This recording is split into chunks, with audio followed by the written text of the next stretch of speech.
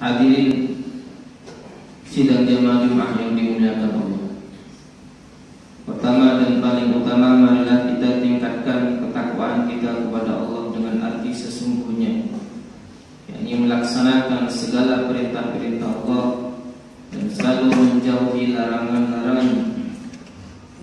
Juga takwa dapat berarti memperbaiki amal ibadah kita. Amal ibadah kita baik buruknya merupakan cerminan kecintaan kita kepada Allah Subhanahu wa ta'ala. Hadirin sidang jamaah Jumat yang dimuliakan Allah.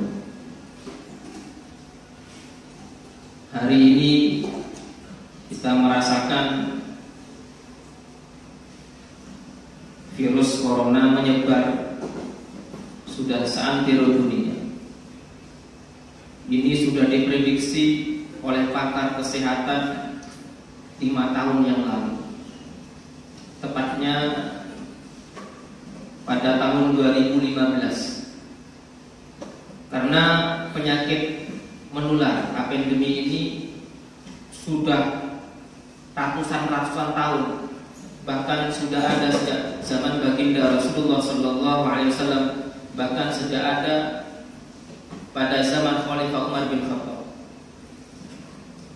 Yang kita ingat ada virus SARS itu tahun 2002. Dari 100 yang kena virus ini, yang meninggal itu 13%.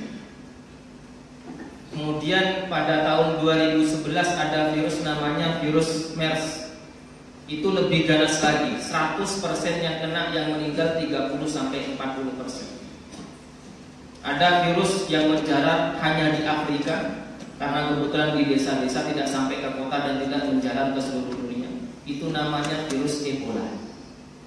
Kemudian di penghujung akhir tahun 2019 di Wuhan itu ada virus namanya virus corona.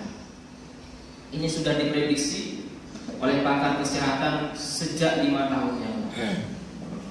Artinya, hadirin sidang Jumat yang dimuliakan oleh Allah, kesehatan medis, peralatan itu harus siap untuk menghadapi virus yang namanya COVID-19 ini. Kalau terjadi virus pada zaman Ibnu Abbas, para sahabat itu adanya berubah menjadi sallu fi rihalikum, sallu fi buyutikum. Salatlah kalian di rumah. Salatlah kalian di rumah. Karena menjaga, atau dalam qawaidul fiqh nafas itu lebih penting. Menjaga jiwa itu lebih penting. Maka di Kuwait di awal Februari lalu itu muadzinnya menangis, sallu fi buyutikum, sallu fi rihalikum. Salatlah di rumah kalian, salatlah di rumah kalian. Walaupun di Indonesia itu masih ada pro kontra. Tapi yang jelas hifdzun nafas itu menjadi penting dalam agama Islam. Menjaga diri itu menjadi penting di dalam agama Islam. Sehingga baginda Rasulullah SAW bersabda, "Furrah minal majdum." Larilah kalian dari pandemi, dari virus yang menular. Kama tanfuru minal ars, sebagaimana engkau lari dari singa. Jadi diperintahkan baginda Rasulullah SAW, sehingga kita diperintahkan untuk lari sebagaimana kita lari dari singa. Sehingga ketika ada MUI mengatakan bahwa berjamaah sholat Jumat kemudian ditiadakan, kita tidak perlu kontra terlalu fanatik, karena memang ada dasarnya. Begitu juga bagi yang mengatakan bahwa tetap diadakan sholat Jumat, tetap diadakan berjamaah di masjid, nggak apa-apa, karena di situ wilayahnya wilayah aman, nggak apa-apa. Baginda Rasulullah SAW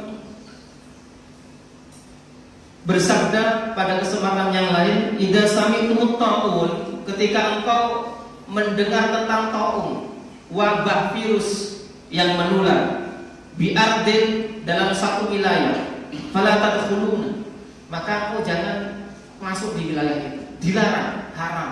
Karena apa? Membahayakan dirinya sendiri.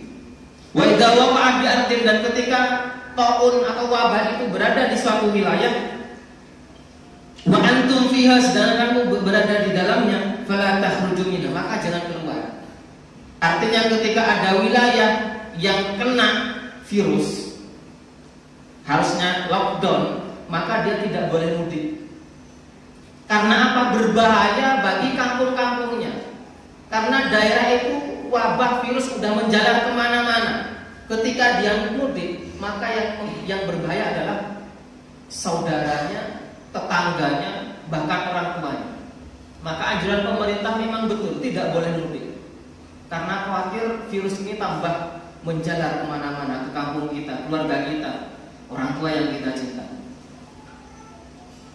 Ini kejadian pada masa Khalifah Umar bin Khattab.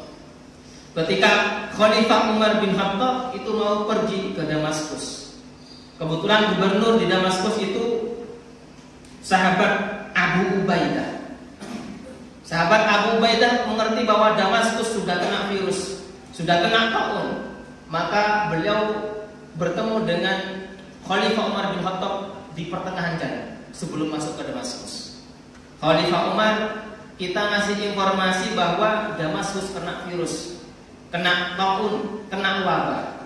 Terserah engkau, berkenan masuk monggo, kalau tidak bisa pulang. Kemudian Khalifah Umar bin Khattab bermusyawarah dengan para sahabat.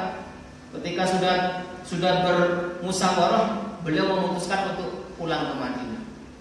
Kemudian Abu Ubaidah mengatakan, wahai Umar, afiruna min qadrillah.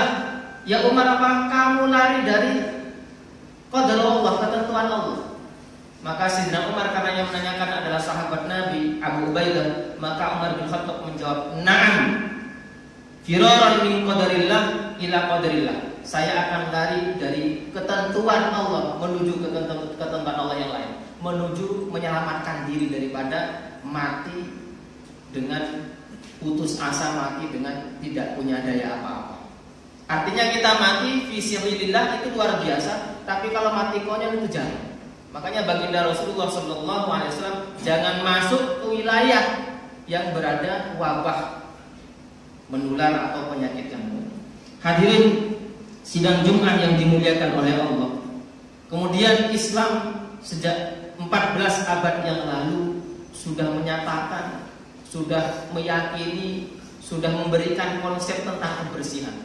An-nadhafatu minal iman, bahwa kebersihan itu termasuk dari iman. Baginda Rasulullah SAW bersabda, Innallaha nadhifun yuhibbul jamala. Sesungguhnya Allah bersih, mencintai kebersihan.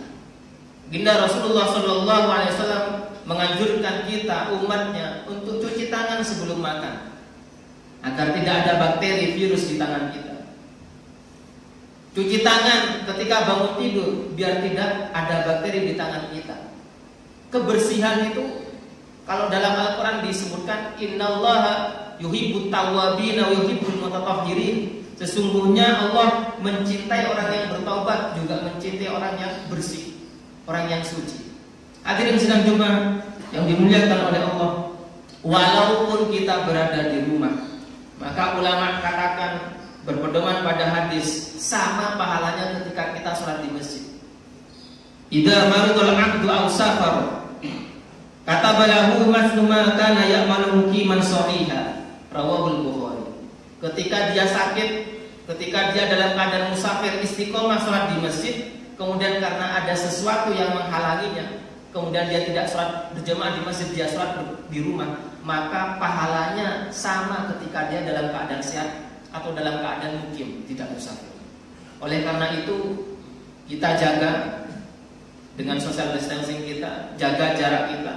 Kalau wilayah aman kita berkumpul nggak apa-apa di masjid itu. Tapi kalau wilayahnya terkena, kita harus jangan sampai menjadi karir membawa virus kemana-mana. Naudzubillah, summa naudzubillah. Terakhir, hadirin sidang Jumat yang dimuliakan oleh Allah, ada kisah yang sangat luar biasa. Kisah tentang wali Allah, kekasih Allah. Dia bisa berdialog dengan makhluk apapun, terkecil seperti apapun termasuk virus. Ketika virus itu mau masuk ke wilayah Damaskus, bertemu dengan wali Allah tadi, kita hanya mau kemana? Saya mau ke Damaskus. Untuk apa? Untuk menularkan virus ini. Nanti korbannya yang meninggal berapa? Cuman 1.000 orang.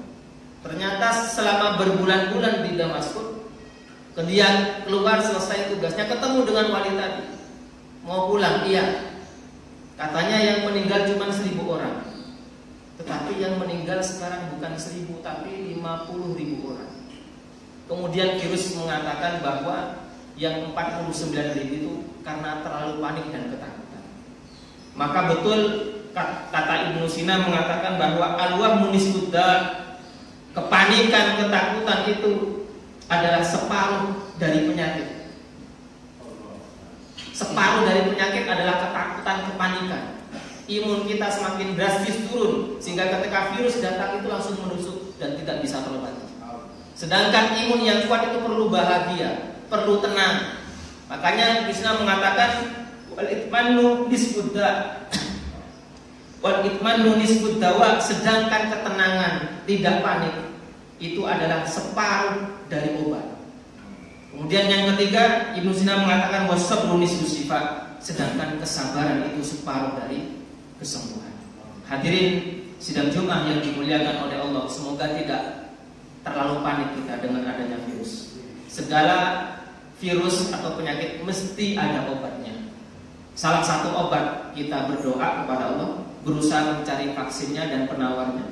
Salah satu doa yang dianjurkan, Bismillahirrahmanirrahim, la yadurru ma'asmihi syai'un fil ardi wala fis sama wa huwas samiul alim.